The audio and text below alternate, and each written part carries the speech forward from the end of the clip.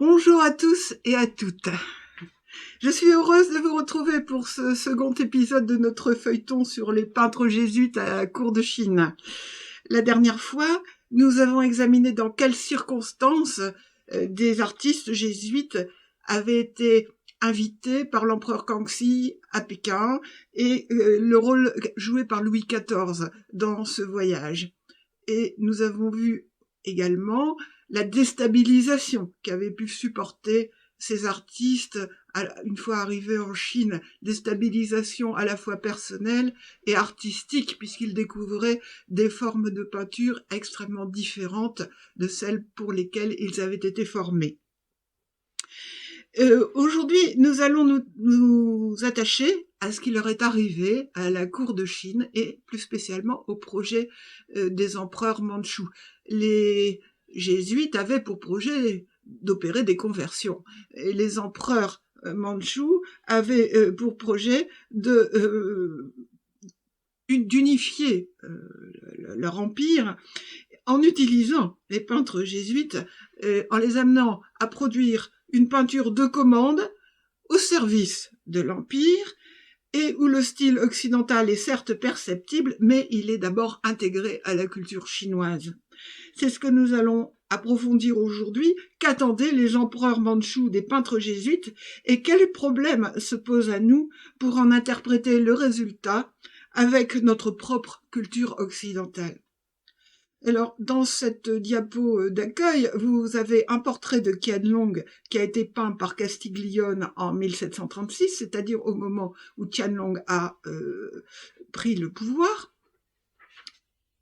Vous avez une représentation de style chinois, bien qu'elle soit du fait de Castiglione. Vous avez l'empereur vu de face avec le fond nu, mais vous voyez déjà dans ce portrait des éléments qui le rattachent au style occidental. D'une part, l'utilisation d'une perspective conique qui est très visible dans le sol et dans la forme du fauteuil. Vous avez également un rendu des étoffes qui est très léger, des ombres très légères, mais en fait un travail savant avec un double éclairage qui va être une des marques de fabrique, si j'ose dire, de Castiglione. Nous allons tout d'abord nous placer du point de vue de ces empereurs mandchous pour examiner leurs problèmes. Voilà une carte de la Chine, mais tout à la fin, pas au milieu du règne des Qing, mais à la fin de la période qui nous intéresse, hein, donc c'est vers 1820. Mais cette carte a l'avantage de montrer les parties de la Chine, comment la Chine s'est agrandie. Vous avez la Chine des Han en jaune pâle, c'est la Chine traditionnelle. Vous avez la Mandchourie au nord, à droite, la Mongolie, qui ont été rattachées à la Chine à travers le règne des empereurs mandchous. Et vous avez en jaune les pays tributaires, c'est-à-dire qui sont sous la dépendance de Pékin. Alors, il est difficile pour des Français de concevoir cet espace. C'est 19 fois la France actuelle, donc c'est extrêmement étendu. Il y a 56 nationalités répertoriées, chacune avec leur propre langue et souvent avec leur propre religion. 182 millions d'habitants recensés en 1766, et à titre de comparaison, la France compte 28 600 000 habitants en 1790. Donc c'est incroyablement plus grand, et je crois que c'était aussi difficile, encore plus difficile à l'époque où les cartes étaient moins répandues, de mesurer les différences d'étendue et d'importance. Donc cet empire est constitué d'une multitude de communautés ethniques, religieuses, linguistiques différentes, et le problème des empereurs mandchous, donc qui ont conquis la Chine à ce moment-là, c'est d'imposer un pouvoir unique et fort. Donc la capitale va être à Pékin, et ils ont succédé aux Ming, je vous le rappelle, et ils vont réussir à forger l'image d'une Chine unifiée sous un empereur capable d'assumer des rôles divers. de dégager des lignes directrices fortes, capables de subsumer les diversités culturelles sans les détruire. Pour cela, ils vont s'employer à écrire, à réécrire l'histoire et surtout l'encyclopédie de l'Empire. Alors tous les savoirs vont être revus, recompilés, voire corrigés. Et l'image joue un rôle très important dans cette appropriation culturelle qui est aussi une construction, ou plutôt une reconstruction de la mémoire. Alors, il y a un point important que je voudrais souligner en commençant cet exposé, c'est l'importance des copies. Quelqu'un me disait en commentant la première partie de cet exposé, oui, mais finalement les empereurs faisaient produire des rouleaux, etc., mais les autres Chinois n'y avaient pas accès. C'est voir les choses d'une manière partielle parce que en fait, à l'époque, la copie était très développée et développée à dessein, c'est-à-dire à des fins aussi de propagande, de diffusion de l'information. Les Chinois connaissaient l'imprimerie, ils connaissaient même l'imprimerie avec la composition des caractères. Simplement, comme l'écriture chinoise est faite d'idéogrammes, c'est beaucoup plus compliqué de composer des livres que pour nous avec notre alphabet. Donc, le moyen de diffusion le plus répandu, c'était de xylographier carrément les textes directement sur des planches en bois qui servaient ensuite à imprimer. Les textes avec composition, c'était réservé aux encyclopédies diffusées à des milliers d'exemplaires. C'était le seul moyen de rentabiliser le travail. Donc là, vous voyez évidemment un graveur contemporain, mais qui essaie de restituer la nature du travail traditionnel avec les outils du xylograveur. La xylogravure, c'est-à-dire gravure sur bois, touche les images et les textes, et les deux sont inextricablement liés. Il n'y avait pas que cette peinture, que cette copie xylogravée, il y avait aussi des copies, des rouleaux. Je pense que c'était pas très difficile de trouver des peintres accomplis, capables de reproduire rapidement les dessins une fois qu'ils étaient vus. Il y a la même chose à la cour de Louis XIV. Quand Lebrun, par exemple, faisait un portrait de Louis XIV, ben, il y avait dans son atelier des artistes moins cotés qui reproduisaient le portrait du roi pour les nobles, et puis des encore moins cotés pour le Wilhelm Pecus. Et il y avait des gravures aussi qui diffusaient la même image. Ben, les Chinois avaient sensiblement la même chose. Donc les images que nous allons voir, elles ont été reproduites, copiées, diffusées. Alors, les peintres jésuites ont été recrutés, je vous l'avais dit la dernière fois, essentiellement pour leur qualité de portraitiste. Il fallait donner à voir l'empereur, donner une image de l'empereur. Donc, vous avez deux portraits ici, l'un qui a été peint par Castiglione, l'autre par Jean-Denis Attiret. Les deux sont des huiles sur papier. Je pense que ça prouve d'une part que ces peintres n'avaient pas abandonné l'huile, contrairement aux œuvres exposées habituellement, les rouleaux, etc., peinture sur soie à l'eau. Là, on a une peinture à l'huile. Les Chinois ne connaissaient pas du tout l'huile. Je pense que c'est parce que ces peintres traçaient rapidement les traits de l'empereur, minutieusement, et se servaient de cette base de travail ensuite pour d'autres compositions. Donc ce sont des huiles sur papier. Dans ces portraits, vous avez des traits qui ressurgissent, qui plaisaient beaucoup aux empereurs et qui en fait sont empruntés au style occidental. J'ai fait exprès ici de mettre une image de Louis XIV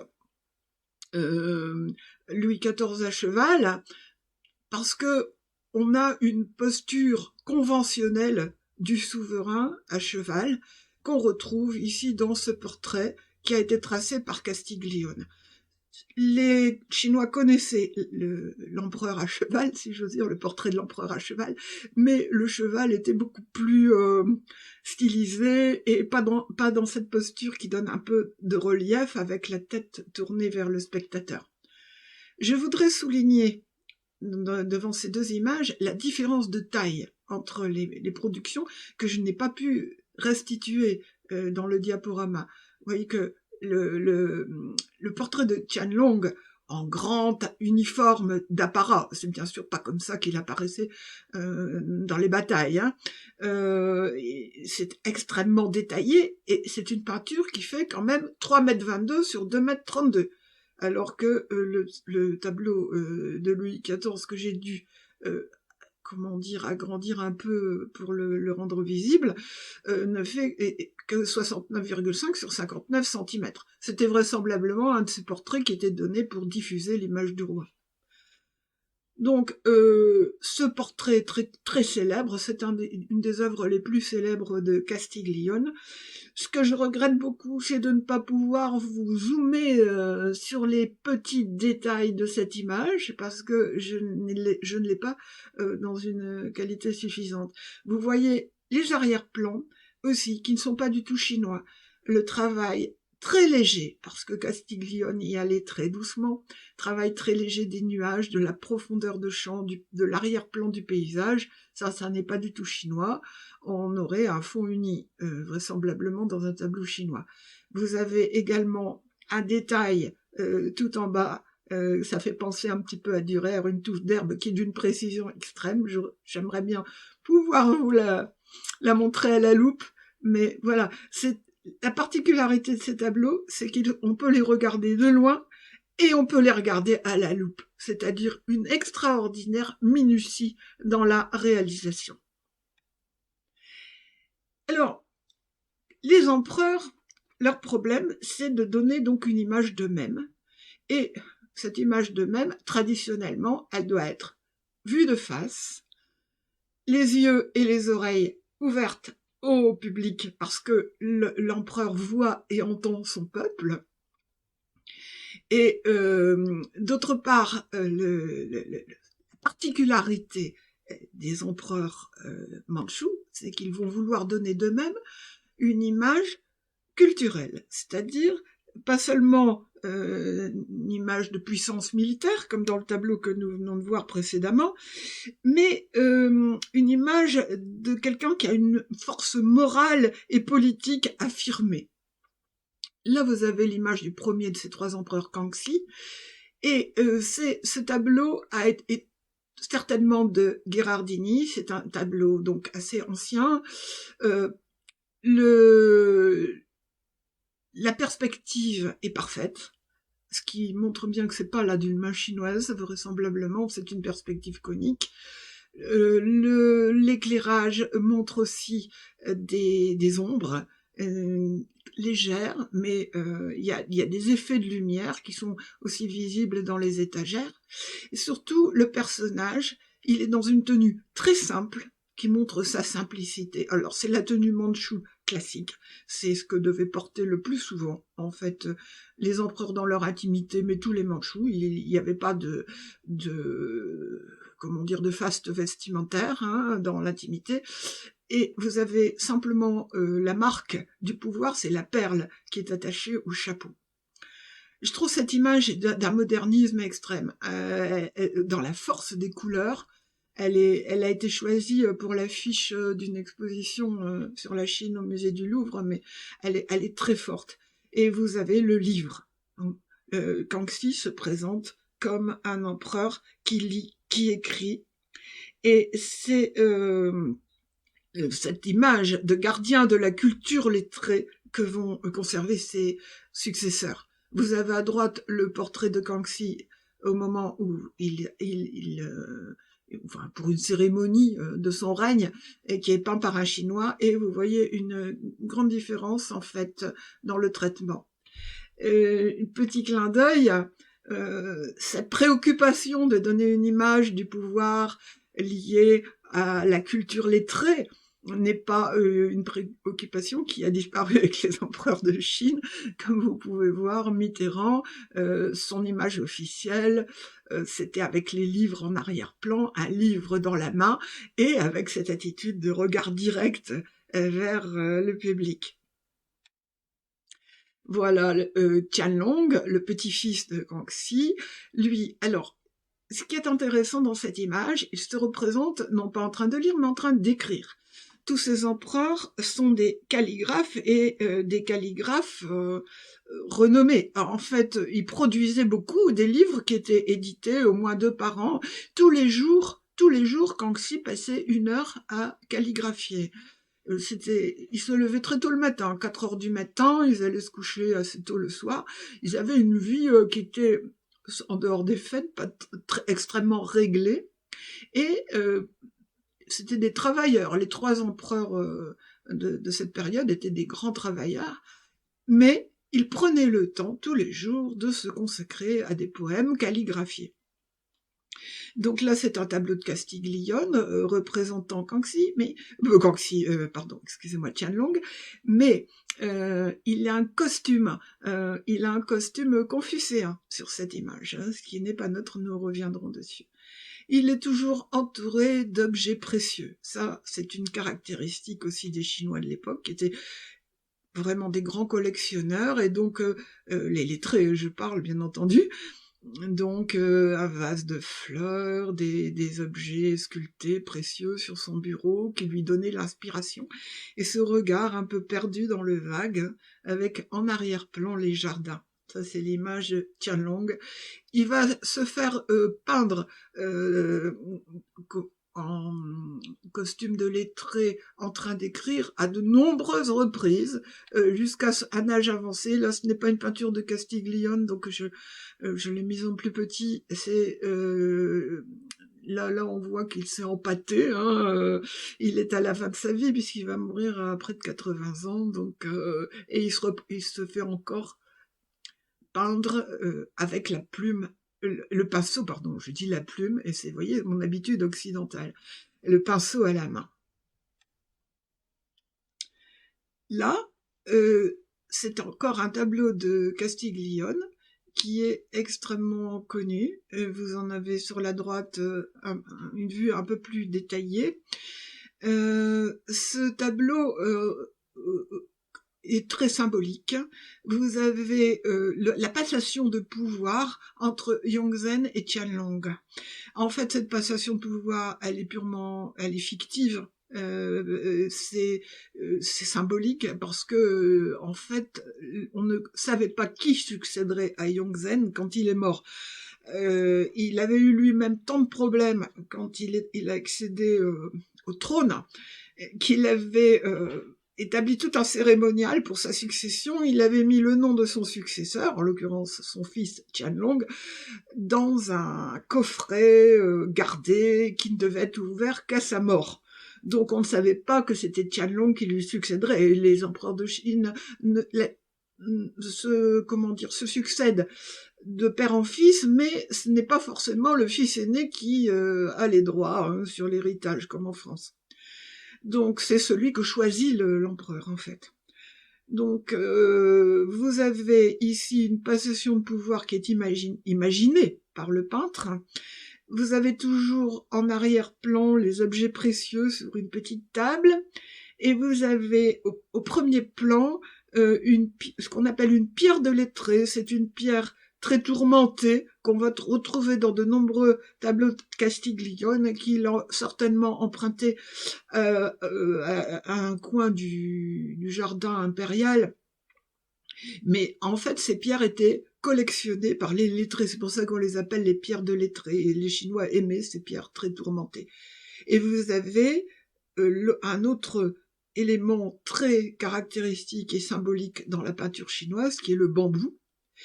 Là, les deux personnages se transmettent une branche d'arbre fleuri en symbole du pouvoir, et vous avez derrière 2 bambous qui se croisent comme cette espèce d'échange amical et paternel entre Yongzheng et son fils Tianlong. Vous avez également dans ce tableau une inscription. Je vous ai mis la traduction parce qu'elle est assez intéressante. C'est une inscription de la main de Qianlong qui écrivait donc sur les peintures, qui faisait reproduire son écriture quelquefois, mais là qui a écrit de sa main. Lang Shening excelle dans le portrait. Il m'a peint lorsque j'étais jeune. L'homme aux cheveux blancs qui entre dans cette chambre aujourd'hui ne reconnaît pas qui c'est. Et cette inscription est datée de 1782. Autrement dit, Qianlong a écrit sur ce tableau des années après qu'il a été peint. C'est quelque chose que nous avons peine à concevoir et à admettre, mais c'était au contraire, comment dire, un signe d'admiration et de validation pour un empereur chinois. Alors, vous avez vu Qianlong en costume confucéen, vous avez vu la dernière fois Qianlong en costume bouddhiste, et voilà ici Qianlong figurant dans une tanka donc une peinture religieuse bouddhiste, caractéristique du Tibet, et en fait, le visage est peint par Castiglione, ce qui est quand même assez extraordinaire. Il était chargé de peindre le visage de l'empereur, mais voyez, un peintre jésuite qui peint le visage de l'empereur sur une tanka bouddhiste, c'est quand même assez extraordinaire. Et en même temps, on voit à quel point l'empereur peut assumer des rôles divers, y compris religieux.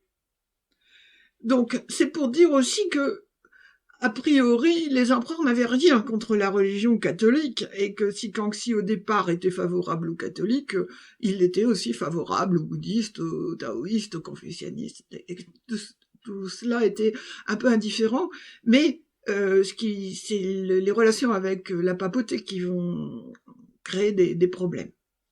Parce que on pouvait avoir sa religion, mais on ne pouvait pas se rebeller contre l'ordre établi et les ordres de l'empereur. Alors, cet aspect-là m'a posé problème. Voilà, le genre de problème d'interculturalité que nous pose l'interprétation des œuvres orientales. Les empereurs, donc, ont toutes sortes de costumes. Là, j'ai repris Yongzhen. Vous le voyez à gauche en costume mandchou, comme son père tout à l'heure, Kangxi, et il porte à la main un sceptre rouilli à double fleur de lotus. Enfin, ce sceptre, ce n'est pas comme un sceptre royal que nous connaissons. J'en ai mis un autre au milieu pour vous montrer qu'en fait, les sceptres rouillis ont une grande diversité d'usages. Ça, c'était un signe de pouvoir, mais de pouvoir intellectuel, c'est-à-dire qu'on en offrait en cadeau aux lettrés. Ça servait aussi aux empereurs à désigner la concubine qui allait coucher avec eux dans la journée. Voilà, c'était, comment dire, on portait ça comme nous, on pourrait porter un éventail. Alors, ce Yongzhen, on l'a vu la dernière fois avec une perruque et en costume occidental. J'ai hésité à vous montrer ces images parce qu'elles ne sont pas des peintres jésuites, mais il y a un album de Yongzhen qui me paraît tout à fait intéressant parce que c'est Yongzhen déguisé. C'est comme ça qu'on retrouve, sous ce titre, qu'on retrouve l'album sur Internet. Et vous voyez Yongzhen en costume occidental, en costume bouddhiste, en costume confucéen, en lettré, en train de peindre, et en ermite bouddhiste. Donc il y a encore d'autres représentations que je ne vous transmets pas ici, mais ça veut dire que l'empereur assume tous les rôles. Alors voilà, première interprétation symbolique, l'empereur assume tous les rôles. Et deuxième interprétation, il aime se déguiser. Et ça, c'est un vrai problème. Est-ce que ce sont des déguisements? Est-ce que ce sont, quand il se met en costume Louis XIV, est-ce que c'est un déguisement ou est-ce que c'est symbolique, c'est-à-dire une forme d'appropriation d'un hommage rendu par un peuple extérieur dont il accepte l'apparence culturelle? Alors, je vous suggère de vous mettre à la place d'un Chinois et d'imaginer les réactions d'un Chinois devant ces représentations de Louis XIV. Hein. Qu'est-ce que cherche Louis XIV là? À se déguiser, hein, quand il est en soleil pour les ballets de la cour, mais certainement pas, les Français ne penseraient pas que Louis XIV cherche à se déguiser lorsqu'on le représente euh, soit comme Mignard en César, soit comme Lebrun en Alexandre. Hein, ça nous paraît même plus ridicule, alors que franchement, la perruque, le costume romain ou grec, c'est très bizarre, c'est très hétéroclite comme image. Voilà le genre d'image qui doivent complètement dérouter un Chinois, hein, et qui, pour un Français, est complètement assimilé. Donc voilà, une des interrogations que je me pose, c'est notre regard par rapport aux œuvres chinoises. Est-ce qu'il n'est pas du même ordre finalement? C'est-à-dire nous ne sommes plus capables de discerner ce qui est de l'ordre du déguisement de ce qui est de l'ordre du symbolique. Alors, nous allons passer à un autre point disons, de l'utilisation des peintres jésuites au service de la cour. C'est l'importance du clan et de sa descendance. Il fallait fixer, en quelque sorte, donner l'image du clan de l'empereur régnant. Ici, un rouleau. Alors, je ne vous en ai donné qu'un morceau. C'est un rouleau très long parce que Qianlong avait 44 épouses. Donc, les 44 figurent sur ce rouleau. Mais 3 seulement sont de la main de Castiglione. Je vous rappelle que les rouleaux se lisent de la droite vers la gauche, comme le chinois. Hein. Et donc, les 3 premières représentations sont de la main de Castiglione, et puis les autres ont été faits par ses suiveurs. Si bien que quand vous cherchez impératrice de Chine sur Google, vous allez voir une quantité de têtes qui se ressemblent avec des robes de couleurs différentes. Vous vous dites, mais qu'est-ce que c'est que ça? En fait, c'est le même rouleau et ce sont toutes les épouses de Qianlong. Il a eu beaucoup d'épouses, mais relativement peu d'enfants. Hein, 17 garçons et 10 filles, alors que Kangxi en avait une centaine. C'était des épouses officielles. Hein, là, je parle d'épouses officielles. Donc, les épouses, sa première épouse étant la plus importante, celle qu'il avait épousée lorsqu'il était encore le prince anglais, Shinui, première épouse, qu'il aimait beaucoup. Et donc vous avez sa peinture à l'huile sur papier, et ensuite le très grand tableau qui en a été fait, 1,98 m sur 1,23 m. Dans le film Le Portrait interdit, on voit Qianlong demandant à contempler ce tableau, et on le voit en train de contempler ce tableau. Jusqu'à la fin de sa vie, il est resté dévoué à cette épouse à laquelle il a composé de nombreux poèmes. Mais il avait également des concubines, et certaines sont très célèbres, comme celle-ci. Alors, le problème, c'est qu'il y a une quantité de représentations de cette concubine qui sont très souvent attribuées à Castiglione. Hein. On ne sait plus trop où il faut s'arrêter, parce que dans les salles des ventes, évidemment, on met attribué à Castiglione et on n'en sort pas, si vous voulez. Hein. Je pense que le portrait de gauche est bel et bien de Castiglione, parce qu'il en a toutes les caractéristiques. Et vous voyez que là, c'est une huile sur toile, ce qui est quand même rare. Je pense que c'était parce que c'était moins important, moins normé que les tableaux officiels, si vous voulez. Et vous avez cette concubine parfumée. Pourquoi l'appelle-t-on la concubine parfumée? C'est une Ouïghour. Donc, après les campagnes de Qianlong dans le Xinjiang, c'est la région des Ouïghours dont on parle beaucoup actuellement, hein, dans l'actualité. C'est une région musulmane.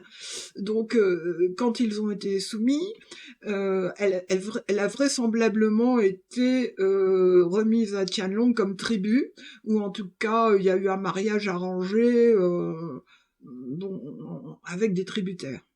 Elle était d'une beauté remarquable et elle avait une particularité, elle avait une odeur sui generis qui, paraît-il, était exceptionnelle. Et donc, la légende veut que quand on l'a amenée à la cour de Pékin, on lui faisait prendre régulièrement des bains de lait d'ânesse pour qu'elle ne perde pas cette odeur délicieuse. Mais elle ne s'est pas bien habituée à la cour. Tianlong avait fait construire pour elle, dans le palais d'été, un petit village en réduction ouïghour, avec même un petit marché, etc., pour qu'elle ne se sente pas dépaysée, mais rien n'y faisait, elle se serait laissée mourir de langueur. D'autres disent qu'elle s'était refusée à Tianlong, enfin bon. Il y a des tas de romans en Chine autour de ce personnage qui est vraisemblablement morte assez jeune de maladie, tout bêtement. Mais disons que c'est un lieu commun de la peinture chinoise que vous allez retrouver alors dans les reproductions sur Internet à de nombreuses reprises. Alors, Tianlong aimait beaucoup représenter sa famille. Vous avez ici deux tableaux qui sont empruntés à des albums. Euh, les, les travaux et les jours, c'est comment dire, la vie quotidienne au palais au fil des saisons. Donc Tianlong se fait représenter avec ses enfants. Là, les deux séries sont des séries d'hiver. L'une est au musée de Pékin et l'autre au musée de Taipei. J'insiste sur la rivalité entre ces deux musées parce que les œuvres, lorsqu'elles vont être volées, éparpillées, vont être récupérées en partie au musée de Taipei, au musée de Pékin. Évidemment, Taipei c'est Taïwan et les Pékinois accusent le musée de Taipei de leur conserver des œuvres qui sont des vols en fait. Alors ici, c'est une scène d'automne que je vais vous agrandir pour que vous voyez à quel point cette peinture était minutieuse et détaillée. On voit toujours Tianlong avec ses enfants, mais comme vous voyez, Tianlong là, il est très jeune. C'était une des premières. C'est une peinture de Castiglione qui est une des premières. Et vous avez Tianlong sur la droite qui tient sur ses genoux un enfant. Garçon ou fille, je pense plutôt là que c'est un garçon, et vous avez ses enfants qui jouent devant lui, et en fait là il joue à allumer des pétards, vous avez les petites filles qui se protègent du bruit, à l'avant-plan un garçon qui est en train d'allumer un pétard. C'est sans doute pour la fête de la lune, il y a des lanternes sous le porche. La fête de la lune, c'est une fête d'automne, et la pleine lune était symbole par sa rotondité de l'unité familiale. Donc il y a une grande fête où on mange des gâteaux spéciaux, et cette scène de famille est absolument charmante. Alors, passons à des choses plus sérieuses. Les peintres jésuites ont été fortement soumis à la réalisation d'œuvres politiques, carrément politiques. Il y a une série d'œuvres qui vont être faites autour des tribus et des tributaires. Alors, je réexplique à ceux qui n'avaient pas pu avoir la conférence sur la porcelaine, ce qu'étaient les tribus en Chine. Les peuples qui gravitaient autour de la Chine se soumettaient en quelque sorte à l'empereur, demandaient sa protection en lui apportant des cadeaux. En échange, l'empereur leur offrait des cadeaux, d'ailleurs souvent encore plus somptueux, et les assurait de sa protection. Alors, pourquoi là, vous allez dire, mais là, je ne vois rien, cette image, elle est trop petite. Je voulais vous montrer le rouleau complet pour que vous voyez les inscriptions. En fait, ces tableaux valent documents historiques, contrats. Donc, il y a des inscriptions de la main de l'empereur, il y a un titre, il y a des commentaires, c'est daté, c'est validé, il y a des sceaux. Ce sont des documents à la fois écrits et imagés. L'image fait foi, en quelque sorte.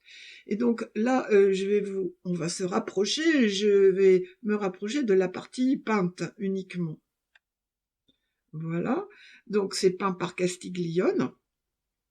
Et là, ce sont des Kazakhs, c'est-à-dire une tribu de la Mongolie, qui amène à l'empereur des chevaux, dont un cheval blanc particulièrement magnifique.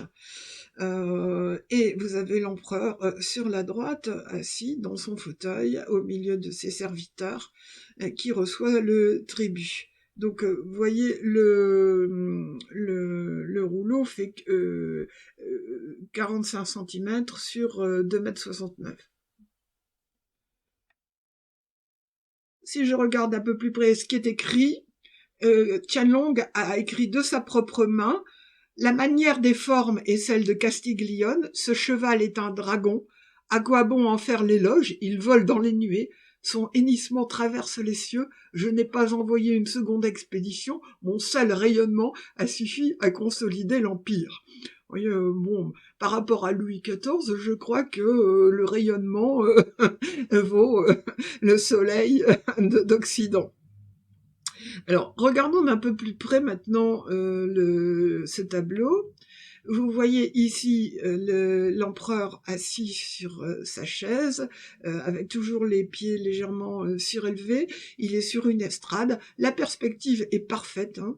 Ce tableau a été peint par Castiglione, donc perspective, arrière-plan naturel, l'architecture est un rendu extraordinaire. Et vous avez derrière l'empereur quelque chose d'assez intéressant, un écran avec ce qu'on appelle une pierre de rêve. Je vais vous en montrer une, il se trouve que j'en ai une. Voilà. Je pense que vous pouvez la voir là. Voilà, une pierre de rêve. En voilà une. Alors, ce sont en fait des feuilles de marbre qui sont polies à la main et que les Chinois collectionnent là aussi. Pierre de rêve, pourquoi? Parce que ça évoque des paysages. Si la pierre est belle, elle doit évoquer des paysages de montagne, comme dans la peinture philosophique traditionnelle chinoise. Donc c'est ce qui est derrière Tianlong, là, derrière son siège. Alors, la peinture de Castiglione est extrêmement minutieuse. C'est quelqu'un qui va utiliser les techniques des miniaturistes sur des tableaux de grande taille. Et en fait, on peut voir jusqu'au moindre poil de barbe et de moustache. Et on arrive à voir l'aspect de la fourrure qui est autour du cou de Tianlong. C'est ce qui plaisait à l'empereur, cette extrême minutie, l'exactitude. Vous voyez, c'est un document officiel où tout doit être exact et validé. Alors, j'ai également reproduit des images des personnages qui sont autour de Tianlong pour vous montrer qu'à chaque fois, on a des petits portraits très expressifs. Hein. Le garde qui surveille, les vieillards qui commentent, le notable qui s'étonne. En fait, c'est extrêmement expressif et on a envie. Ce qui est frustrant, c'est de ne pas avoir accès de manière directe aux détails de ces images, parce que quand on les agrandit, elles perdent un peu de leur finesse. Alors, l'autre point important dans cette diplomatie mandchoue avec les tributaires, c'est ce qui va se passer à Jeolla. Alors, Jeolla, c'est la résidence d'été des empereurs mandchous. Kangxi avait commencé à construire un palais dans le nord de la Chine, c'était d'où ils étaient originaires, hein, pas loin, entre la Mandchourie et la Chine en fait, à la limite, et dans une zone montagneuse, de forêt, où on pouvait chasser, et où il se plaisait. Alors au début, il y allait tous les 2 ans, il a fini par y aller tous les ans, et ses successeurs ont pris l'habitude de passer l'été à Jeolla. Alors, Jeolla, à l'actuel Chengde, a la particularité d'être fait comme tous les palais impériaux d'une multitude d'un nombre important hein, de petits bâtiments, et notamment là à Jeolla des temples qui imitent les temples tibétains. c'est quelque chose qui est du même ordre, je pense, que les déguisements de l'empereur. C'est-à-dire que l'empereur se fait construire dans ses résidences en réduction des bâtiments du reste de la Chine. Il y a des temples qui ressemblent à des temples du sud, des temples qui ressemblent à des temples du nord, et ça va se retrouver également dans le palais d'été. Cette volonté d'avoir en quelque sorte la Chine en miniature autour de soi. Et donc là, vous avez un temple qui ressemble très très fort au temple tibétain que j'ai indiqué ici. Alors, à Mulan, on chasse. Là aussi, j'ai voulu vous montrer un des tableaux complets qui se trouve conservé au musée Guimet. Il y a 4 rouleaux qui font chacun 16 mètres, ça fait 64 mètres de peinture sur 43 centimètres. 64 mètres de peinture extrêmement minutieuse. Donc, c'est une peinture qui a une particularité, c'est-à-dire elle raconte à la fois un itinéraire avec les étapes de la chasse et elle décrit la chasse, le paysage, d'une manière très précise. L'empereur souhaitait que ce soit exact, donc c'est très précis. Voilà un agrandissement d'un détail où on voit l'empereur Qianlong en train de tirer un cerf à l'arc. Vous voyez, alors ici le campement avec les chameaux qui servent à la logistique, les cuisiniers qui préparent les repas. Vous avez ici la tente de Qianlong. Le soir, on va dormir dans une yourte. L'empereur est assis sur un coussin et autour de lui, on prépare les grillades et c'est le barbecue du jour. Alors, voilà le paysage de montagne est traité à la chinoise. Là, vous voyez l'empereur en train de cheminer. Tous ces rouleaux, en même temps, c'est à la fois la description des scènes et un cheminement à travers un paysage. Voilà un détail où vous voyez les 2 gardes qui marchent devant l'empereur, qui regardent soigneusement de chaque côté, et cette atmosphère un peu de sous-bois que le peintre a réussi à rendre parfaitement, avec un rendu également extrêmement précis des chevaux. Voilà une autre scène où le soir après la chasse, on a des divertissements, l'empereur regarde des lutteurs, voilà, il est là, et voilà l'agrandissement de cette partie de l'image. Vous vous rendez compte du problème que j'ai eu, parce que en fait, les images souvent sont vues de trop loin, et je n'arrive pas à grossir le détail, et j'ai pas les images en haute définition. En conclusion de ces chasses où les tributaires étaient invités, également les chefs de tribus conquises, donc on se réconciliait autour d'un banquet, et à ce moment-là, les peintres jésuites, ils étaient convoqués, et c'était à eux de rendre compte de ce qui se passait. Et on a des lettres à ce sujet, notamment le père Amyot raconte comment Attiré a été utilisé pour ce banquet des Wang Shuyan, ainsi que Castiglione, ils y étaient tous les deux, il y avait sans doute d'autres peintres aussi. Donc il pensait avoir quelques jours de vacances parce que l'empereur ne l'avait pas convoqué à sa chasse, donc il pensait pouvoir se consacrer à Dieu cette fois tranquillement, mais non, un messager de l'empereur est venu le chercher en lui disant qu'on l'attendait de toute urgence à Jeol, c'est-à-dire à peu près à 300 kilomètres, qu'il a parcouru en mule, et qu'il fallait trouver une solution pour donner une image du banquet.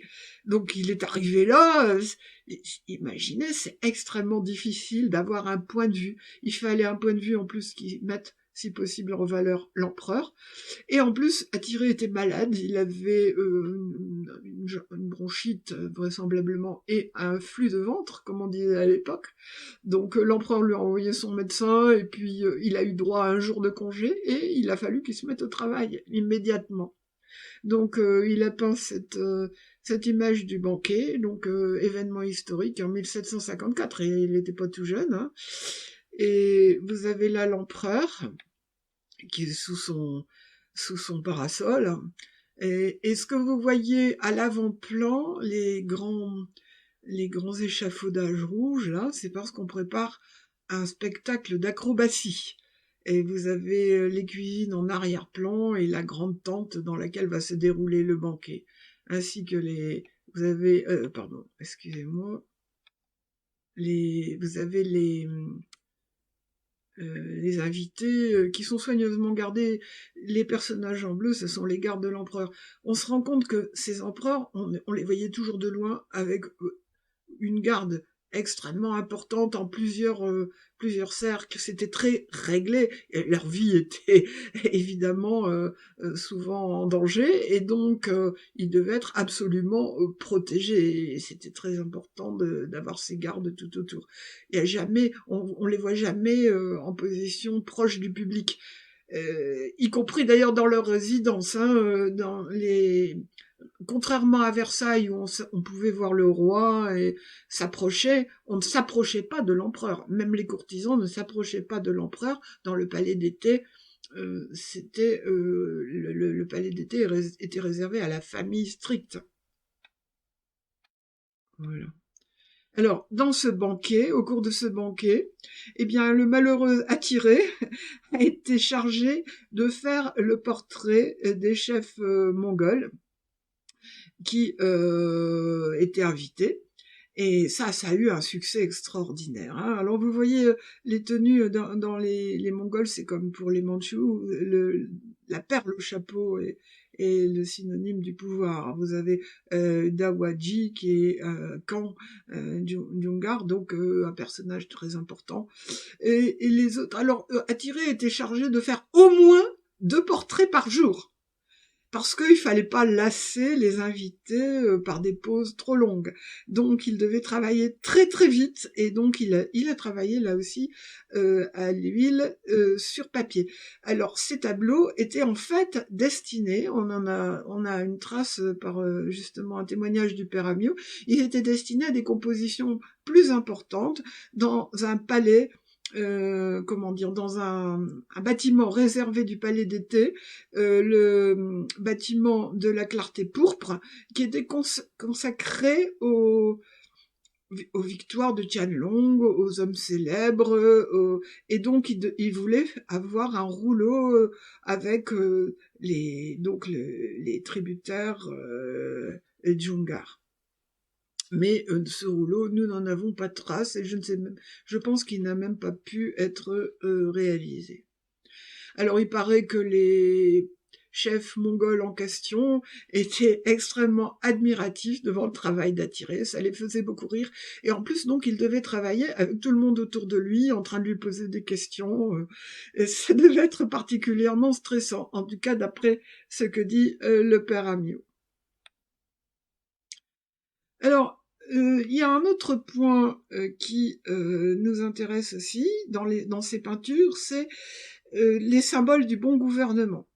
Dans les images diffusées, il y a les symboles du bon gouvernement. Alors vous allez me dire, ici, tiens, c'est bizarre, ce sont des poèmes de Kangxi, mais c'est une peinture d'un Chinois. Oui, Jiao Bingzhen est un Chinois, mais c'est un Chinois qui vivait parmi les jésuites. C'est un disciple de Ferdinand Verbiest, un flamand. Il était en fait astronome, mais comme à l'époque, géographe, astronome, etc., avait besoin d'avoir des qualités de dessinateur, et donc il était très bon dessinateur. Donc c'est lui qui a dessiné les images, donc il était complètement sous l'influence jésuite. Pourquoi je vous montre ces images? Parce que elles vont avoir un rôle important en Occident. Vous avez d'une part le labour, tout le travail du riz dans cet album. D'autre part, vous avez le travail de la soie, l'alourdissage. Et c'était la riziculture et la sériciculture, donc, et c'est l'empereur lui-même qui fait un ouvrage là-dessus. Bizarre, parce que, en fait, Kangxi était un empereur mandchou, Les empereurs mandchous, on les a vus se livrer à la chasse. Ce qui leur plaisait, c'était de vivre à cheval, de se livrer à la chasse, à des activités viriles, tir à l'arc. Et bon, et là, on les voit se préoccuper de la riziculture et de la sériciculture, c'est-à-dire en fait des préoccupations de Chine du Sud. C'est toujours la même chose, c'est-à-dire que les empereurs mandchous qui ont des difficultés avec les Han, c'est-à-dire les Chinois du Sud, qui veulent montrer qu'ils veulent réaliser l'unité de l'Empire, vont se conformer, vont montrer qu'ils sont intéressés à l'agriculture et à la sériciculture, les mamelles, si j'ose dire, de la Chine. Là, c'est Castiglione qui a peint un rouleau sur la sériciculture. Et alors, si vous voulez, la riziculture, c'était le fait de l'empereur, et la sériciculture, c'était le fait de l'impératrice. C'était les femmes qui s'en occupaient. Alors, c'est un rouleau extrêmement long, encore une fois, de 5 mètres, et qui a été fait sans doute à plusieurs mains, mais seul Castiglione est cité, donc il a dû y prendre une grande part. Voilà un exemple de grossissement où on voit la présentation des cocons à l'impératrice. Donc, il y a 4 rouleaux pour ce rite de la sériciculture. Alors, le rite, pourquoi? Parce que l'empereur et l'impératrice vont se livrer à des activités rituelles pour montrer leur intérêt pour la soie et le riz dans leur pays. Alors, ici, un tableau qui n'est pas des peintres jésuites, qui est un peintre chinois, mais qui, vous allez le voir, a une portée symbolique importante. Je grossis les détails. Vous avez le trône de l'empereur, là, et puis l'empereur qui est en train de creuser le premier sillon dans un labour pour commencer la riziculture, avec des nobles il y en a 6 en dehors de l'empereur qui vont tracer un sillon avec lui. Et voilà l'image grossie, on voit l'empereur en train de tracer le premier sillon, symboliquement, donc il s'intéresse à la subsistance de son peuple et à l'agriculture. Et les Chinois connaissaient déjà la charrue avec un soc en fer. Mais voilà ce qui me semble intéressant, c'est que ces images, elles ont été diffusées par les jésuites, ces images de la riziculture et de la sériciculture, en Occident, et que ça a eu un succès extraordinaire. Et si vous voulez, ils vont passer pour des despotes éclairés. On est en période pré-révolutionnaire, hein, et donc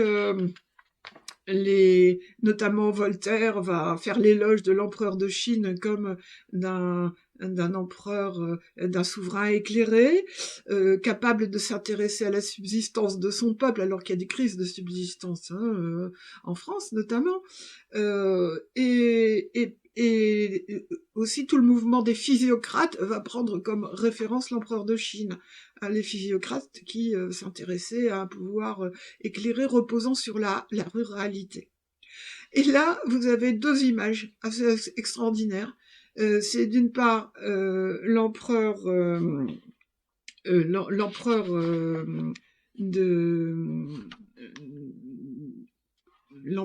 d'Allemagne.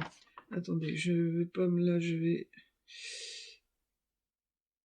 Vous avez, oui, l'empereur Frédéric II, et puis vous avez à droite, vous avez le dauphin de France, et tous les deux, eh bien, labourent, et ce sont des images populaires, genre images d'Épinal, largement diffusées. Donc, ils tracent le premier sillon. Le dauphin de France, il doit avoir 13 ans à l'époque, ça se passe en 1769, d'après ce qui est indiqué sur les dessins, et nous sommes 20 ans avant la Révolution. Hein. Donc c'est assez curieux de voir que c'est l'image de l'empereur de Chine qui a servi en quelque sorte de modèle à l'empire éclairé qu'on souhaitait pour les pays occidentaux. Alors l'autre point important qui va solliciter les peintres jésuites, c'est le reportage aux armées. Et ça, ils vont le faire alors qu'ils sont vieux, souvent malades, eh bien rien à faire, ils vont devoir s'y mettre. Et là, vous avez deux rouleaux très connus de Castiglione. C'est sans doute ses œuvres les plus célèbres. Là encore, je vous montre l'ensemble du rouleau pour que vous voyez le texte explicatif. Alors, ce sont des rouleaux consacrés aux héros de la Chine, des empereurs, des batailles de l'empereur Qianlong, et ils étaient rassemblés là aussi dans le bâtiment de la Clarté pourpre. Voilà, de plus près, Machang rompant les lignes ennemies, c'est-à-dire le héros Machang dans ses combats contre les Ouïghours musulmans. Alors les Ouïghours, vous en entendez beaucoup parler actuellement, mais ce qu'il faut savoir, c'est que effectivement, cette communauté n'a jamais été réellement intégrée à la Chine. Elle était considérée même par les empereurs comme ne pouvant pas être intégrée. Et donc, ils ont mené de nombreuses guerres contre les Ouïghours, et je pense qu'il doit y avoir une trace actuelle dans la mémoire. Alors, je vais... donc, ce rouleau fait 2,85 m, hein, donc il est très long.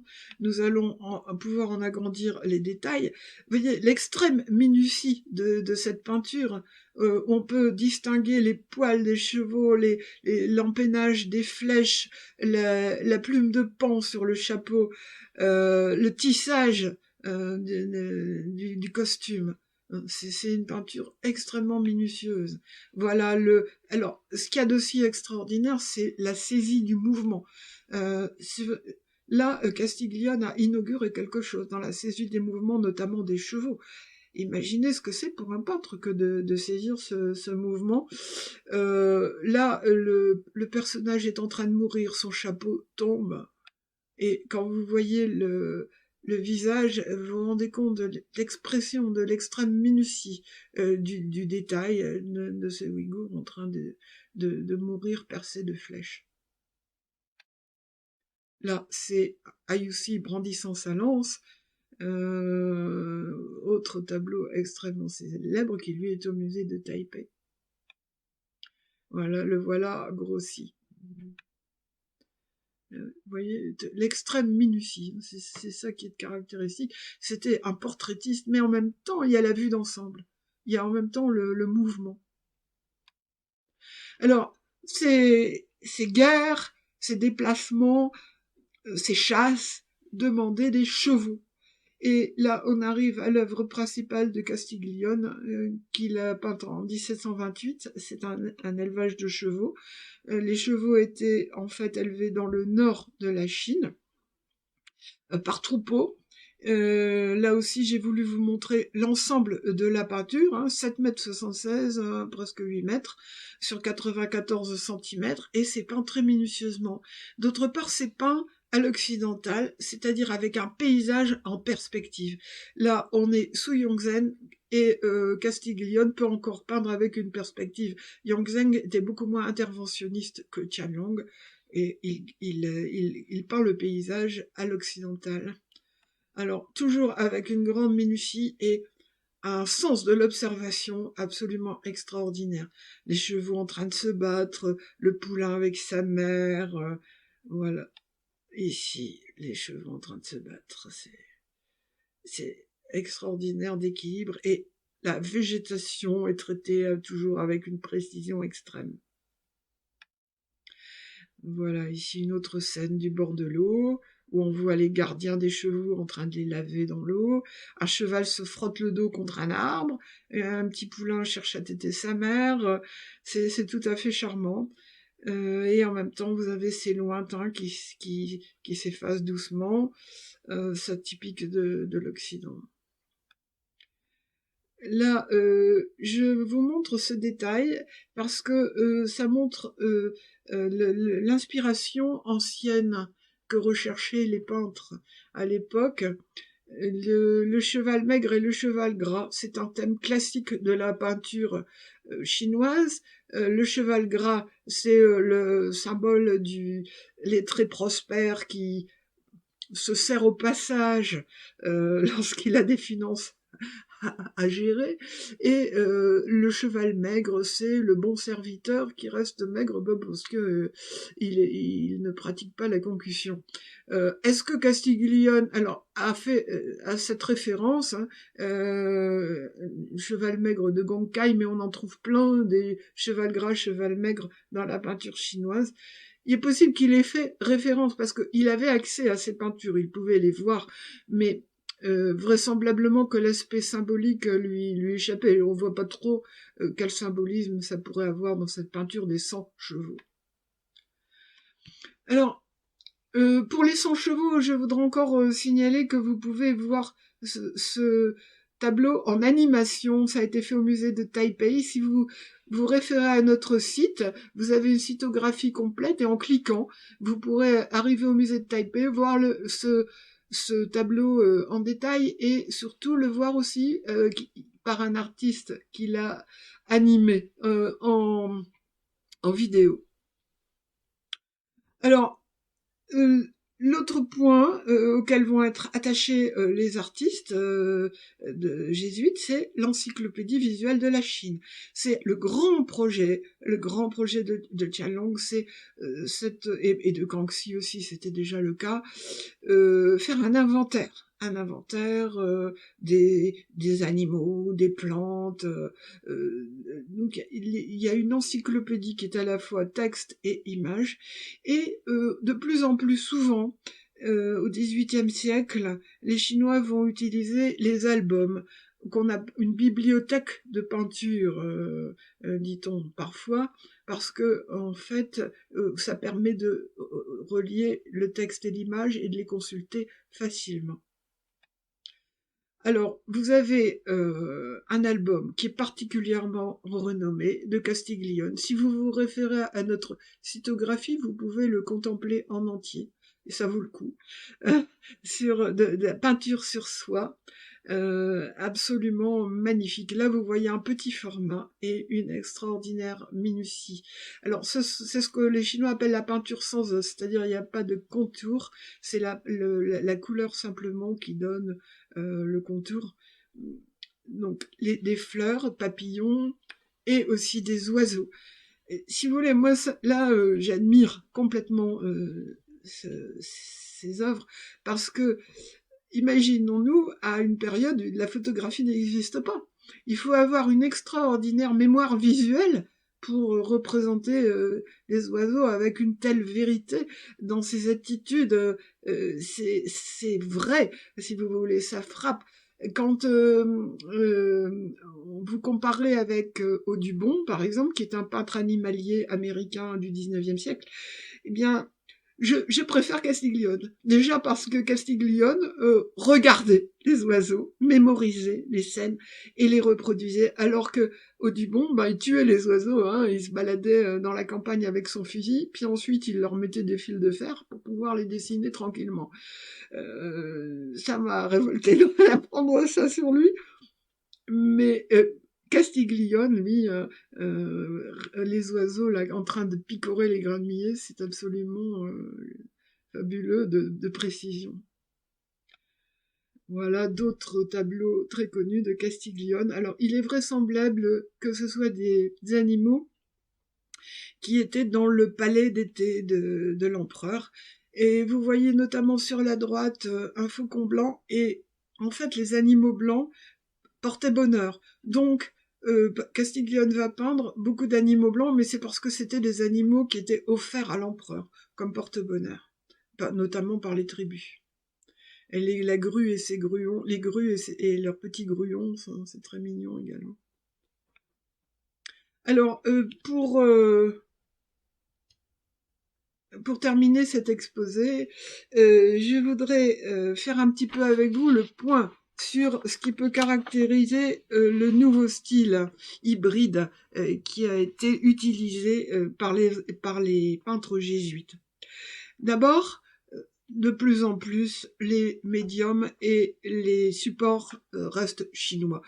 Évidemment, il y a quelques peintures à l'huile sur papier. Il y a dû y avoir également des peintures à l'huile fait pour les notables catholiques qui existaient autour des jésuites, pour l'église des jésuites, mais nous n'en avons pas trace.